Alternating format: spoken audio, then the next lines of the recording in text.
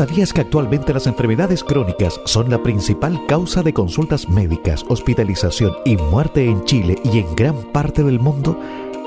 Así es, lamentablemente esta situación se debe al deterioro de los estilos de vida, especialmente por la alimentación poco saludable y sedentarismo, junto a la mayor expectativa de vida de las personas. La última encuesta nacional de salud mostró que casi la mitad de los chilenos tiene riesgo cardiovascular moderado o alto y un aumento en las enfermedades crónicas como hipertensión arterial, diabetes y sobrepeso. Por esta razón, el Centro Avanzado de Enfermedades Crónicas ACDIS, junto a Radio Atractiva FM Los Lagos, invita a toda la comunidad a revertir estas estadísticas, incorporar en nuestra vida los hábitos saludables y ser embajadores de una vejez saludable.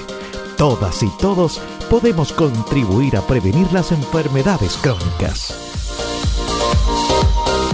Ya estamos de regreso en esta nueva jornada, haciendo radio en el sur de Chile, acá en la comuna de Los Lagos, y ya estamos con el equipo médico y de científicos de ACDIS, que cada viernes a las 11 de la mañana, llevamos 3 años en eso, estamos muy contentos. Ya vamos a hablar de eso, este equipo de ACDIS, que es el Centro Avanzado de Enfermedades Crónicas. Hoy día queremos hablar de las nanopartículas y de las proteínas, que son una estrategia conjunta para el tratamiento del cáncer. Le vamos a dar la bienvenida a Ítalo Moglia Fernández, ingeniero químico, doctor en ciencias de la ingeniería, mención en ciencia de los materiales y parte del equipo de ACDIS. Hola Ítalo, gracias por estar en la línea telefónica y poder conversar y hacerte escuchar ante nuestra audiencia y con buenos consejos y explicar de qué se trata todo esto. ¿Cómo estás?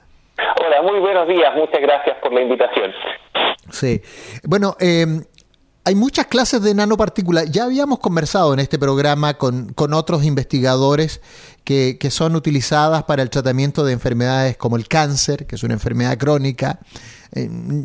Básicamente por su reducido tamaño es posible sacarle ventajas, ¿cierto? Tiene muchas propiedades físicas, químicas y biológicas. Usted sabe mucho de eso.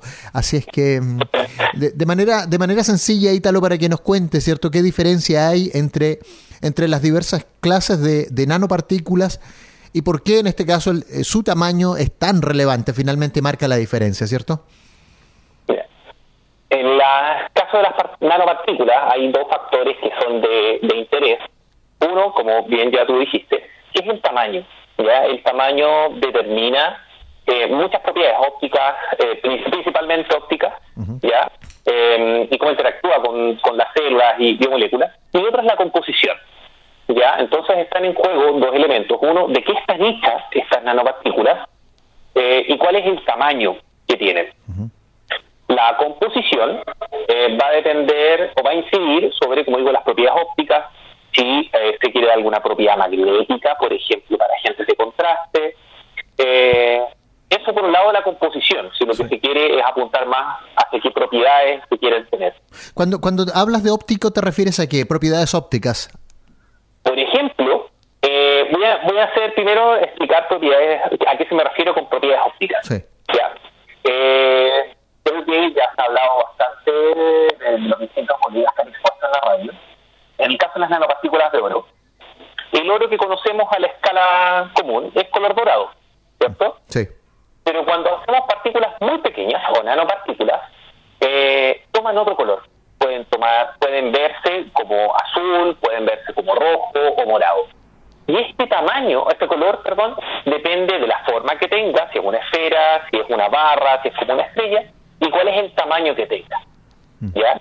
Por tanto, es posible modular el tamaño de las nanopartículas para tener un cierto color. Esto nos permite sacar ventaja, por ejemplo, de poder irradiarlo o ver si absorbe el verde, poder usar luz infrarroja que responda a algún otro color. Entonces, nos permite saber, mediante el tamaño, modulando el tamaño, podemos controlar estas propiedades, qué color de luz es capaz de absorber y cuál no. Uh-huh. Sí, y en ese escenario, pudiendo manejar el color y cómo interactúan con la luz. De allí los resultados en la ciencia y particularmente en tratamiento, ¿cierto? Apunta hacia allá un poco el objetivo de poder moldearlas. Claro, la idea, por ejemplo, nuestro tejido, ya nuestra piel, no absorbe muy poco la luz infrarroja, ¿ya?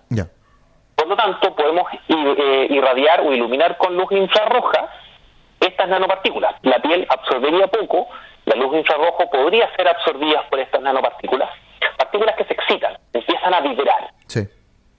Y estas vibraciones se disipan en forma de calor. Entonces, podemos hacer que estas nanopartículas incrementen la temperatura de donde están al ser irradiadas con láser o una luz infrarroja que el organismo o el tejido no es capaz de absorberla. Es muy tenue. ¿Ya? Esa es una de las ventajas o uno de los elementos conceptuales más fuertes para lo que es la terapia fototérmica. La terapia fototérmica del cáncer en particular.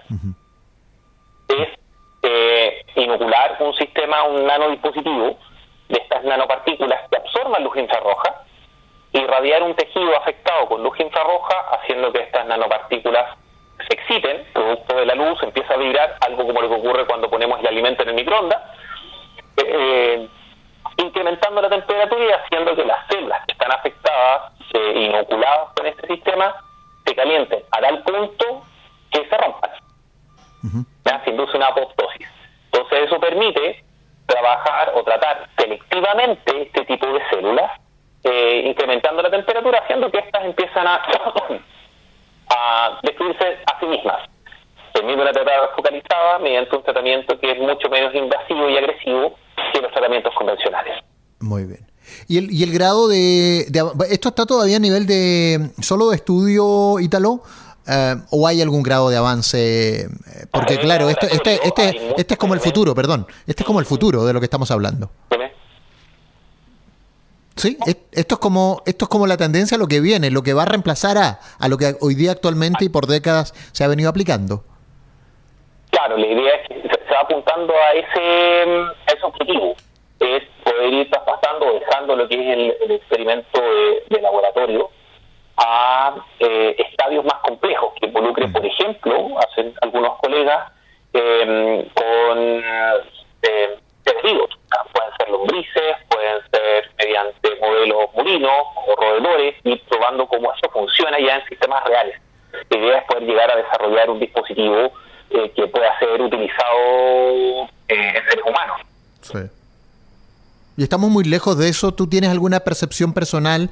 ¿A cuánto estamos? ¿A cuántos años? ¿A cuánto tiempo? Falta bastante. Hay varios elementos que tienen que ser respondidos. ¿Cuál es la toxicidad de estos sistemas? ¿Cuán tóxico sería en un ambiente real? Nosotros trabajamos a escala de laboratorio, entonces las variables están muy controladas. Sí. Pero cuando trabajamos ya con un ser vivo, el asunto cambia, porque hay distintas biomoléculas, hay comportamientos, hay distintas células, hay fluidos, hay movimiento, etcétera, que hace que lo que funcionaba muy bien en el laboratorio no funcione tan bien en una escala real. Sí. Entonces hay que ir superando estas barreras. El otro es el escalamiento. O sea, es muy distinto producir un dispositivo nanométrico para ensayos muy puntuales a escalarlo y poder producir en mayor cantidad. Hay otras variables que entran en juego. Sería muy difícil poder estimar una fecha, alguna fecha posible, pero los trabajos apuntan precisamente a poder ir desarrollando las etapas siguientes, poder llegar a hacer ensayos clínicos. ¿Cómo? Hay barreras como laboratorios, líneas celulares, que es lo más sencillo, luego con modelos murinos, roedores. Una vez que se queman o se aprueban estas etapas, se pasa ya a ensayos mucho más complejos con seres humanos. Sí. Existe una proteína llamada ferritina. Probablemente, porque yo googleo y es lo que más me aparece. ¿Hay más avances respecto del uso de esta proteína que mezclándolo, haciendo ahí buscando en la síntesis ahí de la nanopartícula de oro y cuál es la del sulfuro de cobre, ¿cierto? ¿Es esa? Sí, claro. Son dos estrategias o distintos mecanismos. A ver, cuando incorporamos nanopartículas en medios biológicos vivos, células, etcétera, y muchas veces es reconocido como un agente externo por nuestro organismo, ¿ya? Y por lo tanto lo que va a hacer es tratar de removerlo. Sí, pues. Yo aquí tengo un agente que no logro reconocer, eliminemos. Ajá. Eso es un problema muy complejo de solucionar. Las rutas convencionales apuntan a poner otras moléculas, decorar, modificar su superficie de tal manera que no sea reconocida tan fácilmente como un agente externo. Sí. ¿Ya? Sí. Hay una estrategia paralela que es, en vez de usar moléculas externas al organismo, utilizar moléculas que el organismo reconoce como propias. Y este es el caso de la proteína ferritina. Ajá. La proteína ferritina es una proteína presente principalmente en mamíferos, que lo que hace es almacenar el hierro, el exceso de hierro que hay en nuestro cuerpo. Ajá. Cuando hay ausencia de hierro libera, cuando hay exceso lo almacena. Entonces, la idea es poder utilizar esta proteína, ahuecarla para poder sintetizar nanopartículas dentro. Entonces, de esa manera es posible obtener nanopartículas que no son reconocidas por el organismo como si fueran agentes externos. Es una especie de caballo de Troya para poder entrar al organismo y llevar a las células que se desean. Sí, lo había entendido como eso, como un caballo de Troya que hay que rellenar con algo para pasar piola. Esa es la función que... ¿Y han dado bien? ¿Qué le contamos a la gente? Tiene una doble ventaja esta proteína. Uno, que claro, la podemos usar como caballo de Troya, ya, de direccional hacia donde queremos y el organismo no lo reconoce. Y lo otro es que como es hueca, es posible utilizar esta cavidad para sintetizar estas nanopartículas en un tamaño controlado. Entonces, no voy a tener partículas más grandes que lo que hay en esta cavidad. ¿Por qué es importante el tamaño? Que ya no solo por propiedades ópticas, porque cuando hay partículas muy grandes, cabría esperar que tengo ciertas propiedades, por ejemplo, absorber en el infrarrojo, que depende del tamaño. Al ser muy grande, las células no la internalizan fácilmente, no se la comen con facilidad. Uh-huh. Entonces, si se comen pocas de estas nanopartículas, hay menos probabilidades de que un tratamiento sea más efectivo. ¿Ya? Sí. En la medida que yo hago estas partículas más pequeñas, puede o facilita que las células la internalicen. Pero pierdo control sobre las propiedades ópticas que yo quiero. O sea, a lo mejor ahora absorben el azul cuando yo quería que absorbiera luz en el rojo. Uh-huh. Que es un problema. En cambio, dentro de esta proteína yo tengo control sobre el tamaño. Muy bien. De estas partículas. Entonces, tengo un tamaño máximo, hay un cierto tamaño mínimo y además esta proteína que recubre o hace como agente capante, este caballo de Troya, que me da estabilidad, me permite poder direccionarla también hacia ciertos tipos de células. Entonces hay una doble ventaja en ese sentido. Muy bien. Nosotros conversamos a esta hora en la radio con Ítalo Moglia, ingeniero químico y doctor en ciencias de la ingeniería, mención ciencia de los materiales. Es parte del equipo de ACDIS, del Centro Avanzado de Enfermedades Crónicas, con quienes conversamos cada viernes. Ítalo, y yo reviso acá y aparece el efecto fototérmico. Ya, ¿cómo se puede utilizar? ¿Cómo lo utilizan ustedes para el tratamiento del cáncer? Cuéntanos de eso. Ya, es una de las dianas que tiene nuestro grupo de investigación, guiado por el profesor Marcelo Kogan. La idea de la terapia fototérmica, como uno empieza a intuir que dice el nombre, foto de luz y térmico de calor. La idea es irradiar o exponer a una luz de un cierto color estos dispositivos para que produzcan un incremento de la temperatura. ¿Ya? Sí. Como había mencionado anteriormente, el tejido no absorbe la luz infrarroja. ¿Ya? La idea es poder tener dispositivos muy pequeños que entren o interactúen preferentemente, ¿ya?, con ciertos tipos de células cancerígenas, que es el interés de la investigación del grupo. Uh-huh. Entonces, estando estas nanopartículas dentro de la célula, poder irradiar este tejido o este conjunto de células con luz infrarroja. Luz infrarroja que prácticamente no va a afectar a las células sanas, pero sí va a afectar a las células infectadas, a las células cancerígenas. Yeah. Estos dispositivos muy pequeños van a absorber la luz infrarroja o el color que queramos modular, haciendo que vibren más rápido incrementando la temperatura. Sí. ¿Se aplica el tratamiento, perdona, Ítalo, se aplica célula a célula? ¿Es así de específico? ¿O se hace o es una crema que se tira sobre todo el tejido celular bueno y malo? Ahora lo que estamos investigando es, los experimentos están a nivel de laboratorio, ¿ya? Entonces tenemos conjuntos de células, ¿ya? Tenemos unas plaquitas muy pequeñas donde hay miles, si no millones de células, sí. ¿Ya? Estas se les incorpora este nanodispositivo y se les da con un láser infrarrojo, un láser de cierto color, y se mide la temperatura, con cuánto se calienta, ¿ya? Se ha probado con células sanas, ¿ya?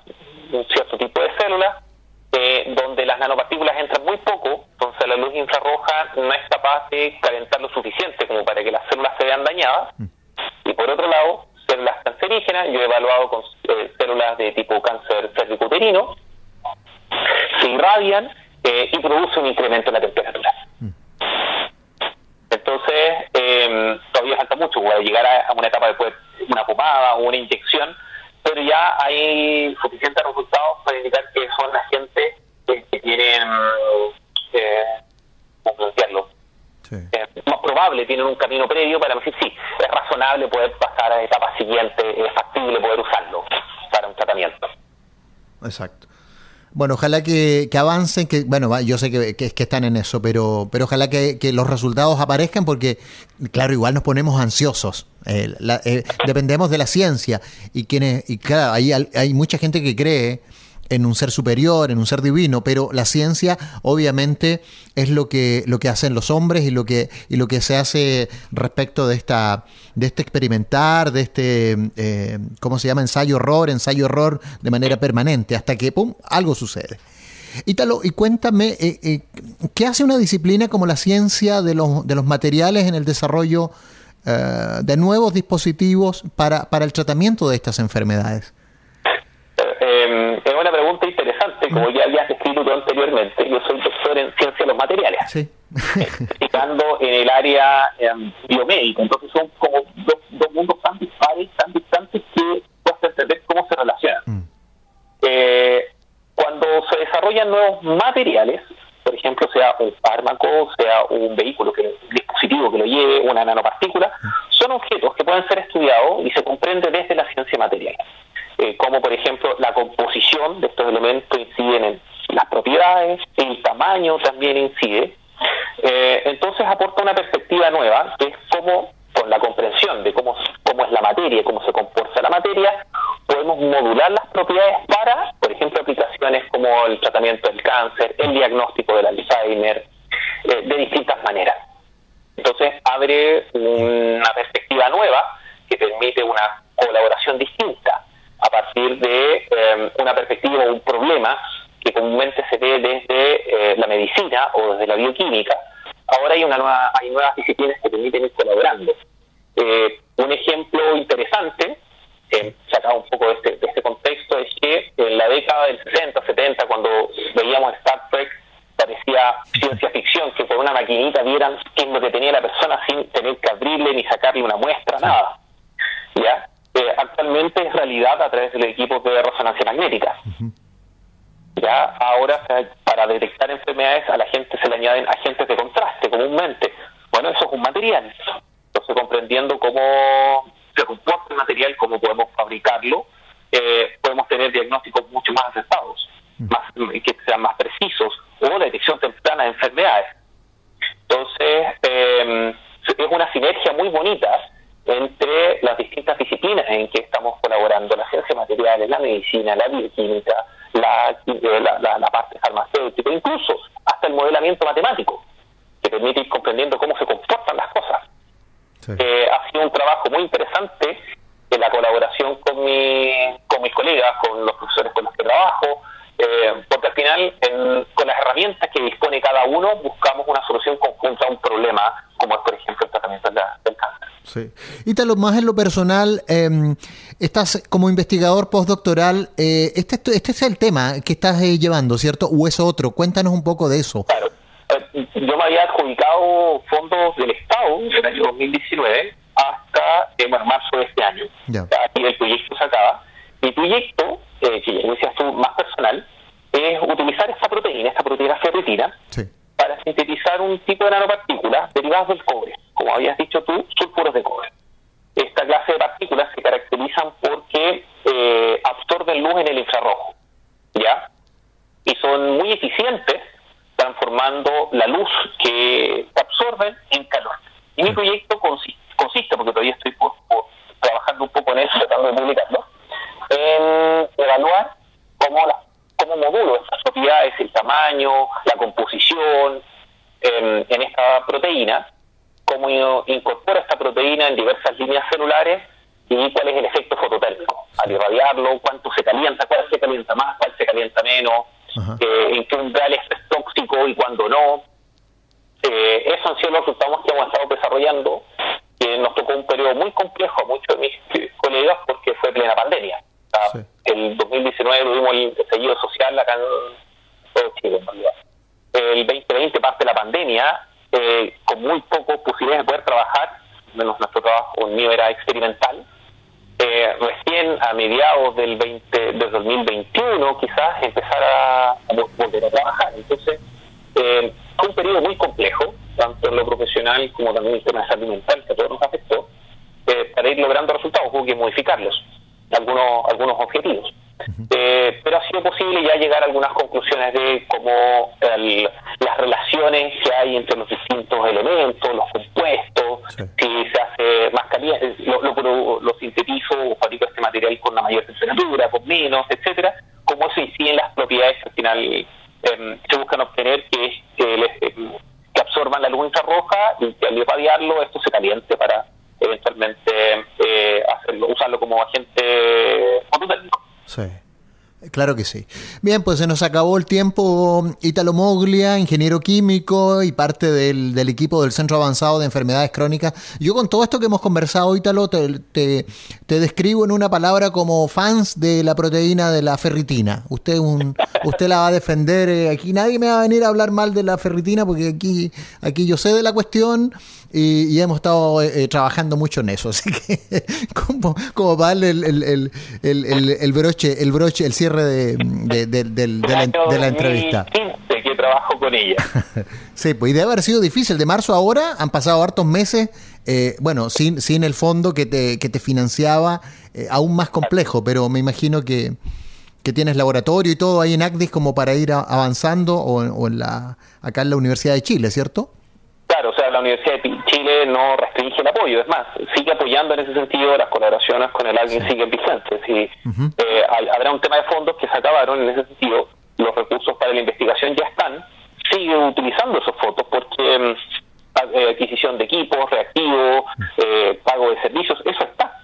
Sí. Entonces, tanto la Universidad de Chile, la Facultad de Ciencias Químicas y Farmacéuticas, como el ACDIS, permiten seguir trabajando en esto. Bien, pues. Gracias, Ítalo, por conversar con nosotros de esto de las nanopartículas y de las proteínas, que es una estrategia conjunta, que te vaya bien, que hayan resultados, ahí nos contarás para el tratamiento del cáncer, una enfermedad tan invasiva que está más cercana de nuestras vidas de lo que nosotros mismos pensamos. Por eso el tema lo hemos traído también a la radio, para que la gente le dé una vuelta, lo escuche y saque también sus propias conclusiones, Ítalo. Muchas gracias. Muchísimas gracias a ustedes por el espacio para poder permitirnos la divulgación, poder contar qué es lo que hacemos, sacar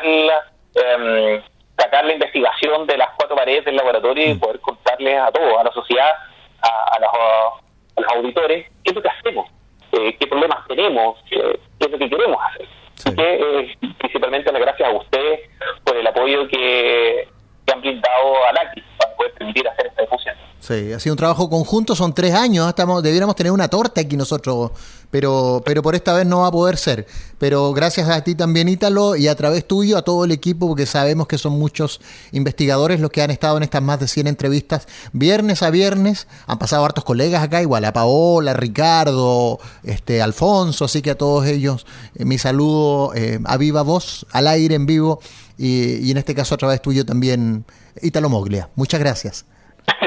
Igual, adiós. El Centro Avanzado de Enfermedades Crónicas ACTIS, junto a Radio Atractiva FM Los Lagos, invita a la comunidad a hacer pequeños cambios en sus hábitos y prevenir las enfermedades crónicas. Realiza mínimo 30 minutos de actividad física diaria. Limita las horas de televisión, computador o videojuegos. Evita fumar y consumir alcohol en exceso. Disminuye el consumo de alimentos altos en azúcares e hidrátate con suficiente agua. La prevención es la mejor forma de cuidar tu salud y la de tu familia.